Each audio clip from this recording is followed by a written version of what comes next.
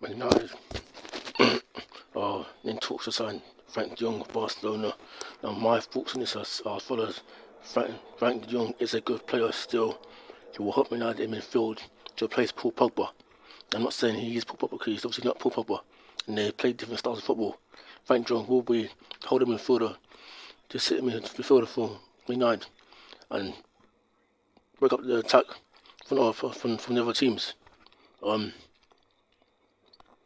That's what I believe he will be. That's what I believe he will play for Man United, holding midfielder role. He will break up the attacks from midfield and things like that. Frank de Jong will improve Man United, in my opinion. Maybe be him and McTominay midfield if they get him. If we're holding, then we'll probably be Bruno going forward if they're playing a 4-2-3-1 Man United system. I think Frank de Jong is a great passer of the ball. He is someone who, if Man United would get him, would help them a lot in midfield, like I said before.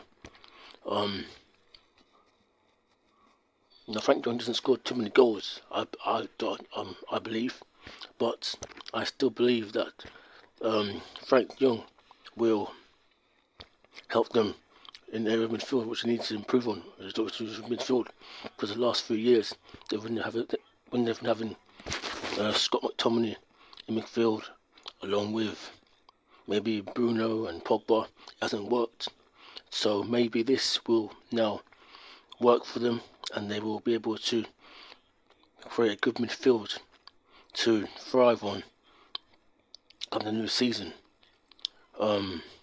Also, I believe that Frank de Jong is a player which also helps them in a scenario where if teams are trying to break them down, they will be less able to because Frank de Jong will be able to sit there in midfield and stop them from going through the midfield. So teams will have to go down the flanks to break them down, in my opinion.